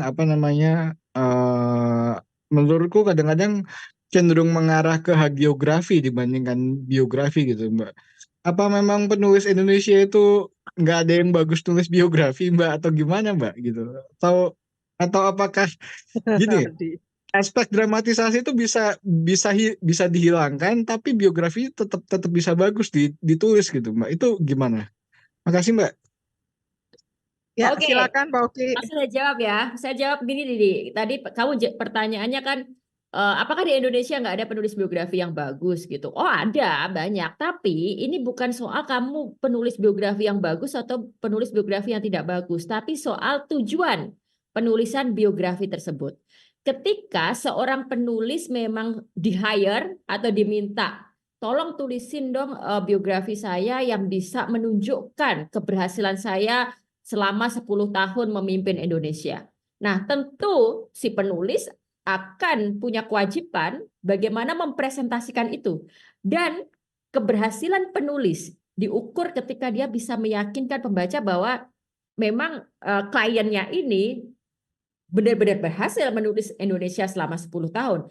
Ketika dia berhasil membuat pembaca percaya, itu justru keberhasilan dia, dan saya nggak mau mengatakan itu sebuah pekerjaan yang nggak boleh dilakukan. Oh boleh, itu profesi. Kita bisa menjadi seorang biografer profesional dengan harga satu buku 300 juta, 200 juta itu sah dilakukan gitu, nggak masalah. Yang perlu kita lakukan di sisi lain, kalau kita bicara ke publik, kita kasih tahu bahwa memang ada unsur dramatisasi, bahwa itu ditulis dengan tujuan-tujuan tertentu, gitu aja. Jadi ini adalah pilihan ranah dan pilihan tujuan. Sementara biografi yang tadi Adi sebut yang ditulis oleh seseorang yang memang kemungkinan besar tidak dipesan secara pribadi, tapi memang dia adalah seorang public historian atau memang dia mau menulis, kayak banyak kok orang yang memang mau menulis biografinya tokoh-tokoh terkemuka di Indonesia yang udah meninggal, udah ini lebih ke karena panggilan. Dia bukan panggilan sekedar pengen dianggap mulia atau enggak, panggilan sebagai seorang penulis yang ingin menghasilkan karya yang berdampak karena dia menulis seorang figur besar. Misalnya, saya kayaknya pengen deh nulis tentang biografinya Tan Malaka. Kan nanti bangga kalau nanti buku yang saya tulis ini akan menjadi rujukan, akan menjadi referensi. Nah, di sini kan kita menulis dengan kemerdekaan. Tidak dipesan oleh siapapun. Kita benar-benar bebas sesuai fakta mencari tahu. Bahkan kita ada keinginan untuk menuliskan seadil-adilnya tentang Tan Malaka. Kalau dia punya istri 15, kita akan bilang istri 15. Kita mau benar-benar mau menghidupkan dia sebagai manusia. Itu adalah keberhasilan kita sebagai seorang public biographer or public historian. Seorang penulis yang benar-benar punya kemerdekaan. Nah, jadi ini soal tujuan.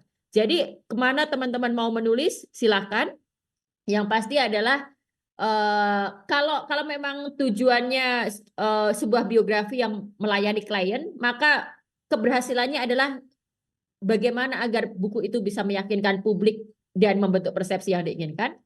Kalau tujuannya ini menghasilkan karya yang punya legacy, kita bisa menulis sesuai dengan keinginan kita tanpa harus menunggu dipesan, dan itu kita mau menggambarkan seutuh-utuhnya tanpa ada tendensi untuk menutupi atau membentuk citra tertentu. Dua-duanya sah dilakukan.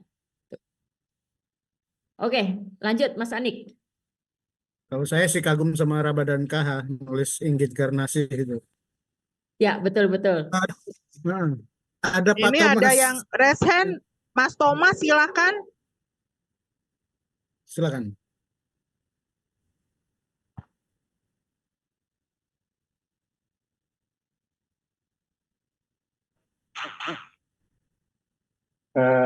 Terima kasih. Mohon maaf, kamera saya tidak hidupkan ya. Oke, silakan. Berbicara tentang biografi malam ini, saya juga baru masuk ke ruang Zoom dan lagi dibicarakan tentang biografi. Saya setelah ini akan menggarap biografi. Saya mohon petunjuknya, kira-kira langkah-langkah apa yang kita lakukan atau trik-trik apa yang kita lakukan di dalam menggarap biografi ini supaya bisa berhasil dengan baik. Mungkin itu pertanyaan saya. Terima kasih. Oke, nah ini lanjut ke tips penulisan. Dan Mantap. tadi Mas Ani nyebut Ramadan KH ya. Ramadan KH ini salah satu contoh nyata sebenarnya beliau ini menulis banyak biografi pesanan. Betul kan? Tapi dia bisa tetap menjaga agar biografi dia itu enggak, yang dia tulis nggak sekedar jadi produk-produk yang hanya untuk melayani kepuasan klien, tapi sebuah literatur berharga yang juga bisa dinikmati orang membaca. Kan salah satu yang baru dirilis kemarin Edward bukunya tentang biografinya salah satu konglomerat Indonesia itu ditulis juga oleh Ramadan KH. Dan beliau tetap bisa menjaga keseimbangan itu. Nah, untuk pertanyaan Pak Thomas, kalau tipsnya menurut saya sebagai seorang pembaca ya, apa yang saya kehendaki dari sebuah buku biografi adalah sebuah penggambaran utuh tentang sisi manusia dan sisi kemanusiaan. Sebagai manusia, saya menginginkan sebuah biografi yang jujur. Biografi yang nggak hanya berfokus pada kebaikan semata. Sebuah biografi yang nggak berfokus hanya untuk memuji-muji. Tapi memang mau menggambarkan sisi utuh dia sebagai seorang manusia. Dengan begitu memang orang akhirnya bisa relate gitu. Orang bisa percaya bahwa dia memang figur-figur yang beneran ada gitu. Dan lebih dari itu juga kalau memang tujuan kita memang misalnya menulis biografi pesanan, dengan teknik seperti ini orang nggak akan sekedar mengatakan ini mah iklan, ini mah pesanan. Enggak. Mereka akan merasa bahwa buku ini sesuatu yang punya nilai gitu. Lalu yang kedua, kalau terkait dengan kemanusiaannya tadi, manusia dan kemanusiaan. Nah, bagaimana menempatkan si individu yang kita tulis ini dalam konteks sosial, konteks perubahan zaman, konteks politik, konteks persoalan yang dihadapi bangsa dan negara. Setiap individu pasti ngalamin itu. Bahkan misalnya figur yang kita tulis bukan orang terkenal, pasti ngalamin itu. Misalnya kita nulis biografi seseorang yang lahir di Papua gitu kan.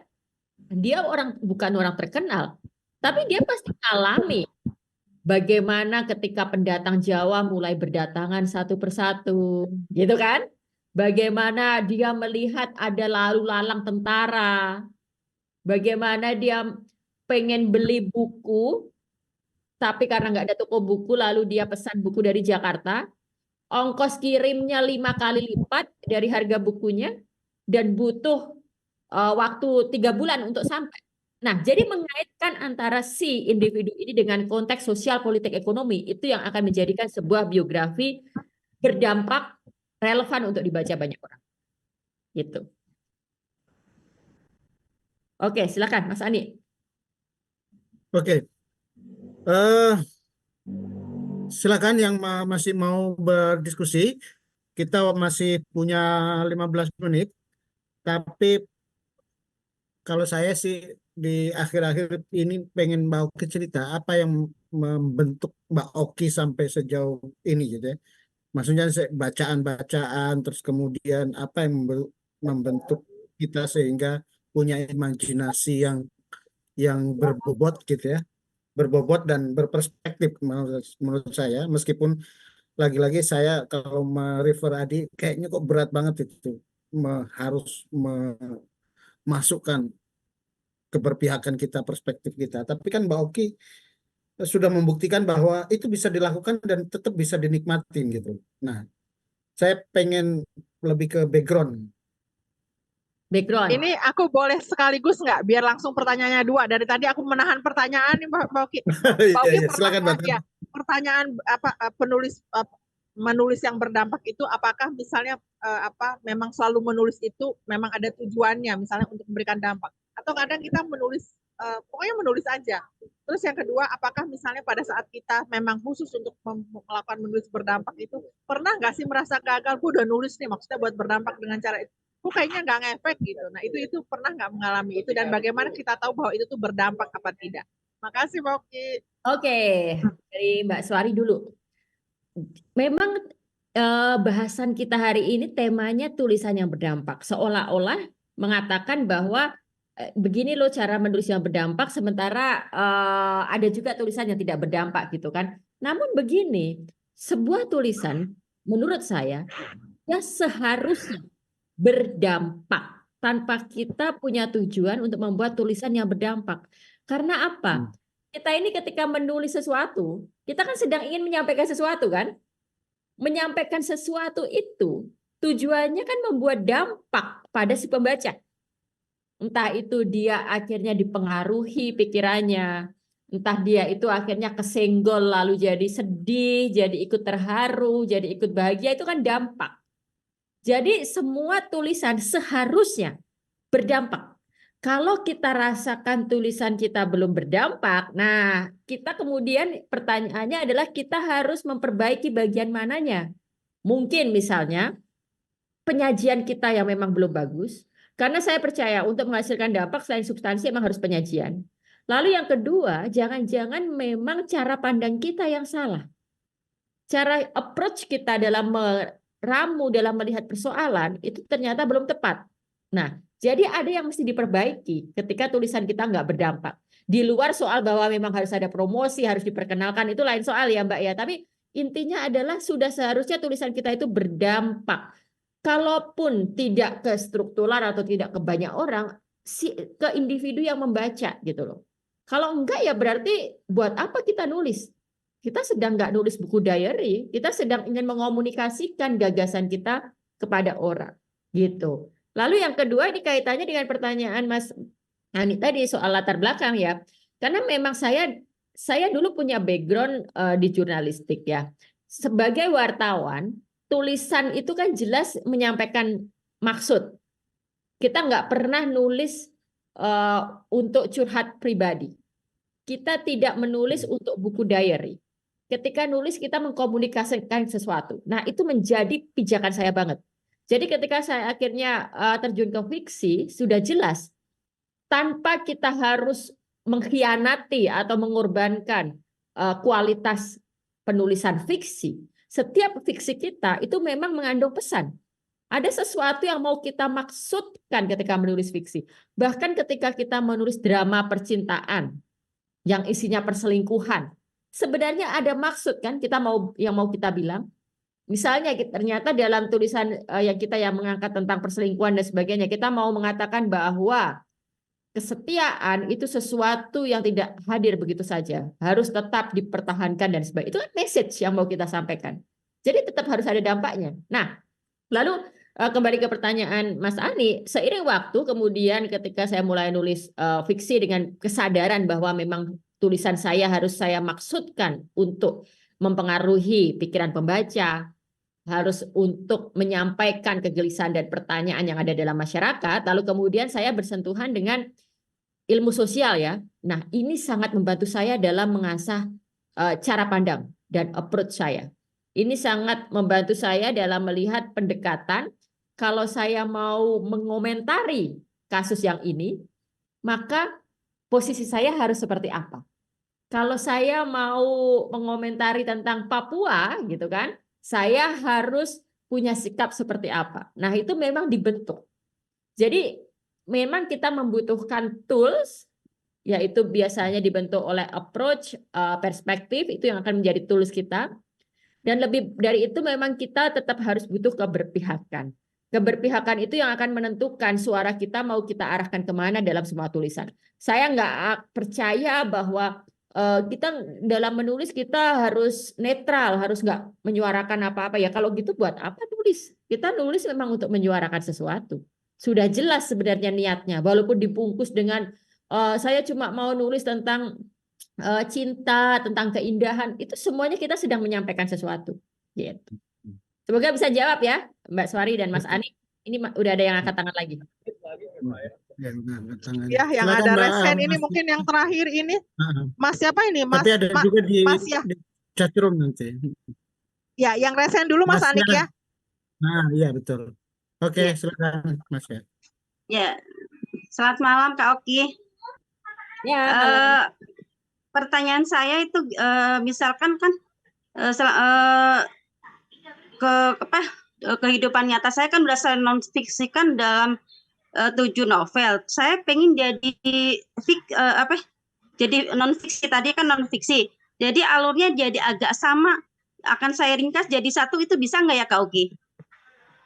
Bisa, tapi kan ada ilmunya, ilmu untuk meringkasnya itu bukan Iya. sekedar meringkas kan itu nanti kan. Bagaimana kita memformulasikan itu, lalu ada plot dan sebagainya. Nah, ini nanti tinggalnya di mana nih, Bu? Saya di Jakarta Timur, Cililitan. Ini saya mau sedikit ngasih bocoran ini dari Mbak Swari ini. Ini saya sempat komunikasi sama ketumnya Satu Pena dan Mbak Swari. Kita akan ada rencana bikin writing retreat. 3 hari 2 malam. Kita akan sama-sama menyelesaikan tulisan kita di Bogor, di Puncak. Nanti bulan Agustus. Jadi kalau bisa nanti kita sama-sama nih mempraktekkan langsung. Bayangkan 3 hari 2 malam kita sama-sama praktek nulis menghasilkan sesuatu. Atau paling enggak pondasinya sudah ada tinggal lanjutin. Nah nanti mudah-mudahan nanti bisa lanjut. Biar tadi yang saya bilang harus dipopulasikan, tidak sekedar rangkum, itu bisa dipraktekkan gitu. Jadi mungkin nanti gitu eksekusinya ya Mbak Iya, makasih Ari ya. Kak Oki, insya Allah bisa, mudah-mudahan bisa ikut. Mudah-mudahan Amin. kita nanti bisa benar-benar sama-sama di writing retreat-nya ini. Oke, silakan. Konkret. Konkret. Oke. Mbak Tami, ada 2 yang perlu saya baca di chatroom ya. Pertama adalah komentar dari Mas Fakhri. Ini aktif juga dari paparan. Suaraku hilang ya. Ya, rasanya menulis jadi berat ya, atau mungkin pemilihan diksi berdampak yang keliru.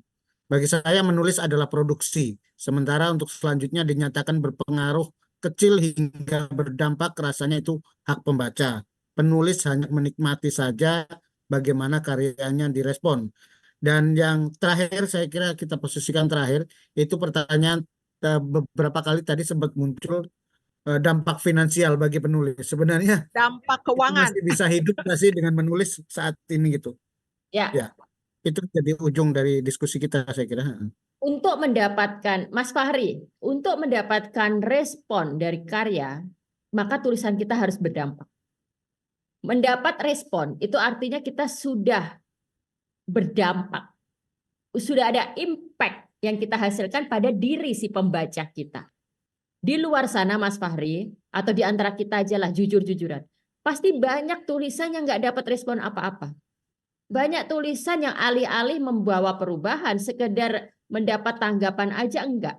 Sekedar digugat atau mendapat jawaban balik juga enggak. Itu artinya enggak berdampak gitu. Nah, jadi di sini jangan terbebani dengan kata berdampak. Seperti yang tadi saya bilang ke Mbak Swari, sebuah tulisan memang sudah harus berdampak. Kalau enggak, buat apa kita nulis? Berdampak itu artinya kita berhasil menyampaikan maksud tulisan kita. Berdampak artinya adalah apa yang kita sampaikan dalam opini kita dipahami orang. Dan orang akhirnya, oh iya ya, permasalahannya begitu ternyata ya. Oh iya ya, saya jadi baru ngeh. Itu kayak gitu aja dampak. Kalau saya ditanyakan dampak tulisan novel-novel saya.